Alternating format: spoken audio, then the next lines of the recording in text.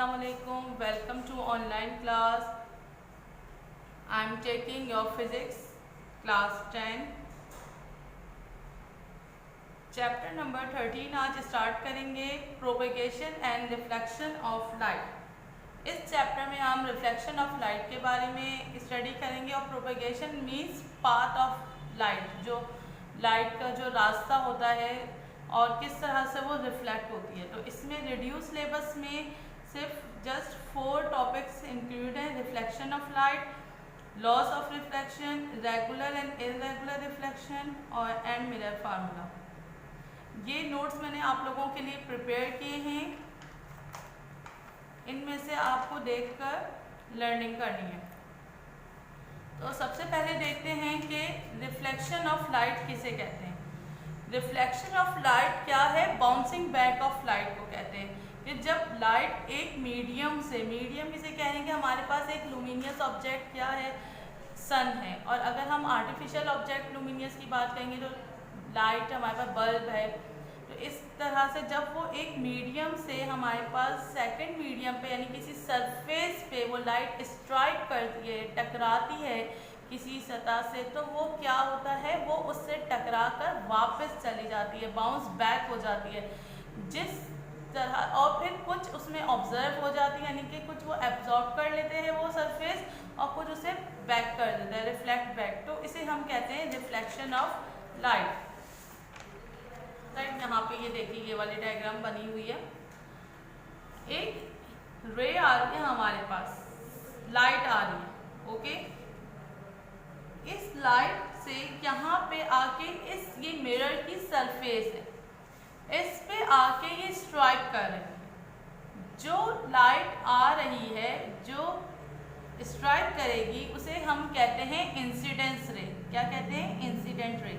The ray that strike the surface of the medium is known as incident ray. और फिर इससे ये टकरा के वापस जो बाउंस बैक हो रही है, हम उसे कहेंगे reflected ray. The ray that is sent back into the same medium after reflection is known as reflected ray. अब इन दोनों रेस पे हम एक नॉर्मल लाइन खींचेंगे जो कि परपेंडिकुलर होगी मिरर के। परपेंडिकुलर मीन्स 90 डिग्री का एंगल बन रहा है। हमने इन दोनों रेस के दरमियान एक नॉर्मल लाइन ड्रॉ की। अब इस इंसिडेंस रे जो नॉर्मल रे के साथ एंगल बनाएगी, हम उसे कहते हैं angle of incident. The angle subtended by the incident ray to the normal is known as angle of incidence. और वो एंगल जो रिफ्लेक्टेड रे नॉर्मल के साथ बनाएगी, हम उसे कहेंगे angle of reflection. The angle subtended by the reflected ray to the normal is known as angle of reflection.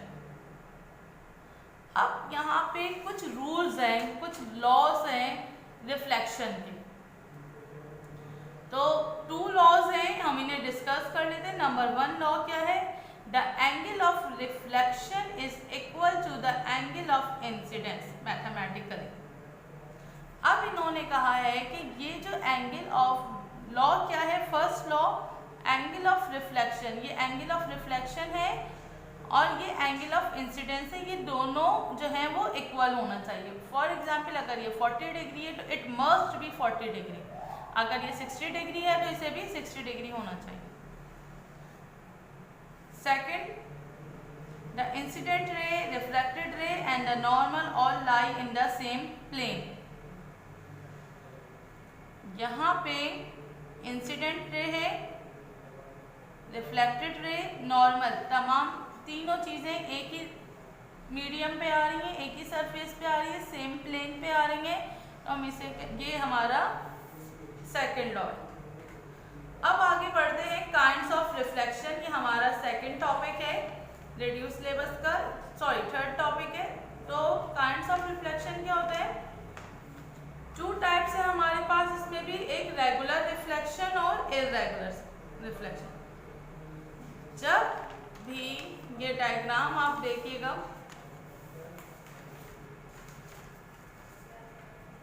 ये वाली डायग्राम, जब एक प्लेन सरफेस पे, स्मूथ सरफेस पे बीम ऑफ लाइट आती है। बीम ऑफ लाइट किसे कहेंगे? कलेक्शन ऑफ लाइट, यानी बहुत सारे, एक रे तो नहीं आती, रेस बहुत सारी होती है, कलेक्शन होने तो हम उसे कहते हैं बीम ऑफ लाइट। जब ये बीम ऑफ लाइट स्ट्राइक होगी स्मूथ सरफेस पे तो ये जो है वापस जाएंगी सेम एंगल पे जा रही होगी। ठीक है, यहाँ पे आप डेफिनेशन देख रहे हैं, when parallel rays of light strike a surface and most of them are reflected in a same particular direction. Parallel rays आ रही है, अब ये वापस भी पैरेलली जा रही हैं, सेम डायरेक्शन में जा रही हैं, क्योंकि ये एक स्मूथ हाईली पॉलिश सरफेस पे आ रही हैं, तो ये कहलाएंगी रेगुलर रिफ्लेक्शन। अच्छा, इररेगुलर रिफ्लेक्शन जो है, जब रेज ऑफ लाइट आएंगी स्ट्राइक करेंगी किसी सरफेस पे और वो स्कैटर हो जाएंगी, फैल जाएंगी इधर उधर, कोई इधर जाएगी, कोई इधर, कोई इधर, इधर स्कैटर हो जाएंगी, फैल जाएंगी इधर उधर, तो हम उसे कहेंगे इररेगुलर रिफ्लेक्शन। इररेगुलर रिफ्लेक्शन कब होती है? जब जो सरफेस है वो स्मूथ नहीं होती, ये रफ सरफेस है। यहाँ पे देखिए स्मूथ सरफेस थी तो डायरेक्शन भी सेम थी, यहाँ पे रफ सरफेस है तो हम इसे कहेंगे इररेगुलर रिफ्लेक्शन। ये काइंड्स ऑफ रिफ्लेक्शन हो गई। अब हमारे पास है एक मिरर फार्मूला, मिरर इक्वेशन है, वो हमें ड्राइव करनी है। यहाँ पे हम मिरर फार्मूला देखते हैं, इक्वेशन ऑफ स्फेरिकल मिरर। इसमें जो है हम सबसे पहले एक कॉनकेव मिरर ड्रॉ करेंगे। इस कॉनकेव मिरर पे जो एक स्ट्रेट लाइन आ रही है ये वाली, हम इसे कहेंगे प्रिंसिपल एक्सिस, और इसे हम जिस पॉइंट पे ये स्ट्राइक करेगी हम उसे कहेंगे P। सेंटर में हम यहाँ पे इसका C पॉइंट बनाएंगे, उसे कहेंगे सेंटर ऑफ कर्वेचर। यहाँ पे F पॉइंट है, इसे कहेंगे फोकल लेंथ, और इस सेंटर ऑफ कर्वेचर और फोकल लेंथ के सेंटर में हम एक ऑब्जेक्ट रखेंगे। जब लाइट पास होगी इस ऑब्जेक्ट से पॉइंट P तक और फिर इस मिरर से टकरा कर, ये मिरर है कॉनकेव मिरर, इस कॉनकेव मिरर से ये टकरा कर बाउंस बैक होगी, और जिस एंगल से ये टकराएगी उसी एंगल से ये बाउंस बैक होगी। यहाँ का एंगल और यहाँ पे एंगल सेम होगा। फिर सेकंड बीम ऑफ लाइट जब फोकल लेंथ से स्ट्राइक करती हुई इस मिरर पे आएगी तो फिर वो परपेंडिकुलरली आएगी। ये स्फेरिकल मिरर का फार्मूला होता है, रूल्स होते हैं कि जो लेंथ जो है, जो ऑब्जेक्ट से डायरेक्ट रेस निकल के पॉइंट P से टकराती है वो रिफ्लेक्ट बैक हो जाती है, और अगर वो फोकल लेंथ से स्ट्राइक होती हुई कॉनकेव मिरर पे जाएगी तो वो परपेंडिकुलरली जाएगी। देखिए ये परपेंडिकुलरली ये लाइन जा रही है। उसके बाद अब इस पॉइंट पे, जिस पे ये पॉइंट P से जो रे जा रही थी और फोकल लेंथ से, ये दोनों जिस जगह पे स्ट्राइक करेंगी, जहाँ पे ये दो लाइनें मिलेंगी उस पे हम एक लाइन ड्रॉ कर दी हमने, उसे हमने कहा ये इमेज बन गई, यानी हमें इसकी इमेज नजर आई।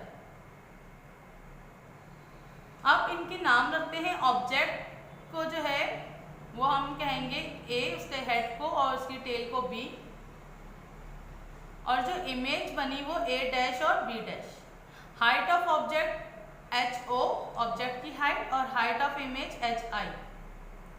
अच्छा, अब ये जो डिस्टेंस है फोकल लेंथ से लेकर पॉइंट P तक का जो डिस्टेंस होगा उसे हम कहेंगे F।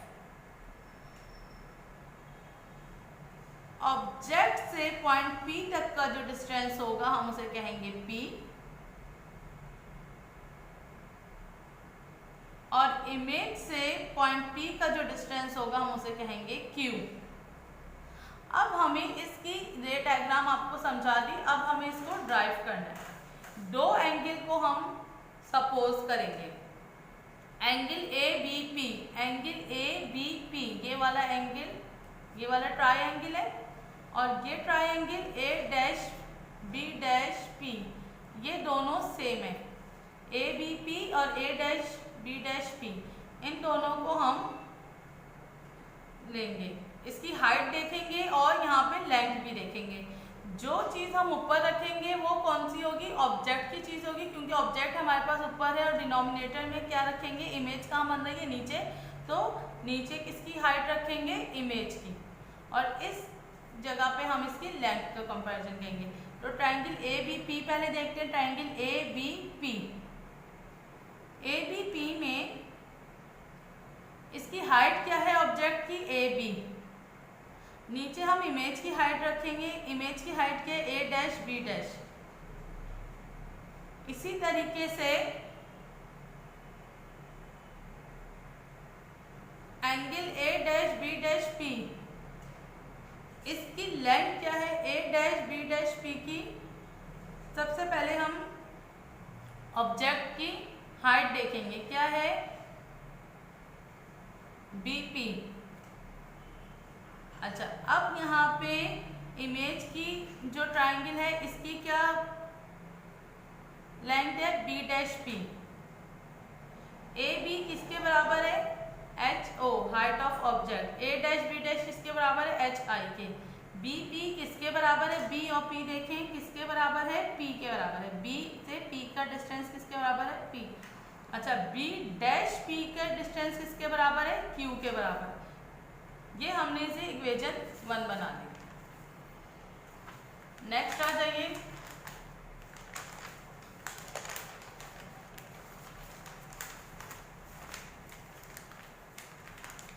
अब आपको पता है कि ए बी एच ओ है, इस तरीके से यहाँ पे ये लिखना पड़ता है डेरिवेशन में कि हमने एच ओ क्यों लिखा, height of object, H I क्यों लिखा, हाइट ऑफ इमेज। अच्छा, सेकंड ट्रायंगल हम सपोज करेंगे ट्रायंगल ए बी एफ और ट्रायंगल एफ पी डी। वो यहाँ पे है ट्रायंगल ए बी एफ, ये वाला ट्रायंगल, और एफ बी पी। अच्छा, अब यहाँ पे इसी तरीके से हम ट्रायंगल ए, इसकी इमेज लिख देंगे, इमेज की हाइट लिखेंगे यहाँ पे जो है, और ऊपर लिखेंगे ऑब्जेक्ट की हाइट। यहाँ पे जो है वो किसकी हाइट लिखेंगे, किसकी लेंथ लिखेंगे, और फिर इसके बाद यहाँ पे इमेज की लिखेंगे, यहाँ ऑब्जेक्ट की लिखेंगे। इसी तरीके से देखिए ए बी एफ, ये वाला ट्रायंगल अभी हमने सपोज किया, तो इस ट्रायंगल में हाइट क्या है, ए बी, यहाँ लिख दिया आपने ए बी। और दूसरा ट्रायंगल आपने सपोज किया था एफ पी डी, ये वाला ट्रायंगल, तो इसकी हाइट क्या है, पी डी। इमेज की हाइट क्या आ रही है, पी डी, यहाँ पे ये वाले ट्रायंगल में। तो यहाँ पे इमेज की हाइट लिख दें, डी पी लिख दें, यहाँ पे पी डी। अच्छा, यहाँ पे हम बात करते हैं लेंथ की। तो लेंथ कितना है, एफ पी डी का लेंथ क्या है, एफ पी डी की लेंथ क्या है, डी एफ, ठीक है। इसी तरीके से इसकी लेंथ क्या है, यहाँ पे पी एफ। अब यहाँ पे कंपेयरिंग इक्वेशन 1 और 2, क्योंकि यहाँ पे हमारे पास दोनों तरफ एक जैसी चीजें आ गई, एच ओ और एच आई, यहाँ पे एच ओ एच आई, यहाँ पे हमने दोनों को इससे कंपेयर कर देंगे। तो जब हम कंपेयर करेंगे तो हमारे पास आएगा P minus P upon Q और P minus F upon F. फिर हम इनको दोनों divide both side by P, दोनों को P से, दोनों साइड को P से डिवाइड कर देंगे। P यहाँ पे भी लिखेंगे, यहाँ पे भी लिखेंगे, और यहाँ पे, और इसको हमने P माइनस एफ को हमने अलग अलग करके लिख दिया, P अपॉन एफ कर दिया, F अपॉन एफ कर दिया। इसको हमने अलग अलग करके लिख दिया था जस्ट। अब यहाँ पे हम जब P लिख दिया तो ये कैंसिल आउट हो गया, सेम सेम P और P यहाँ से कैंसिल, यहाँ से F F कैंसिल। हमारे पास क्या बचा, 1 upon Q is equal to 1 upon F minus 1 upon P, क्योंकि F और F कैंसिल हो गए। अब हम इसको रीअरेंज करके लिखेंगे, तो रीअरेंज करके क्या होगा, 1 upon F is equal to 1 upon P plus 1 upon Q. ये एक्चुअली मिरर इक्वेशन है, मिरर फार्मूला है, हमें इसे ड्राइव करना था तो हमने इसे रीअरेंज कर दिया। तो ये यहाँ पे हमारा प्रूफ हो गया। तो ये आपका ये चैप्टर यहाँ पे डन हो गया। सिर्फ इसमें छोटे छोटे 4 टॉपिक्स है, जिसमें जो है 3 टॉपिक्स में तो सिर्फ जो है डेफिनेशंस है, एक टॉपिक की आपकी डेरिवेशन है। और ये काम आपको अपनी नोटबुक में नहीं करना है, जो काम है ये आपको अपनी एक फाइल और फोल्डर बनाने हैं, जिसमें आपको स्कूल से दिए गए तमाम MCQs और नोट्स उसमें रखने हैं। थैंक यू सो मच, अल्लाह हाफिज़।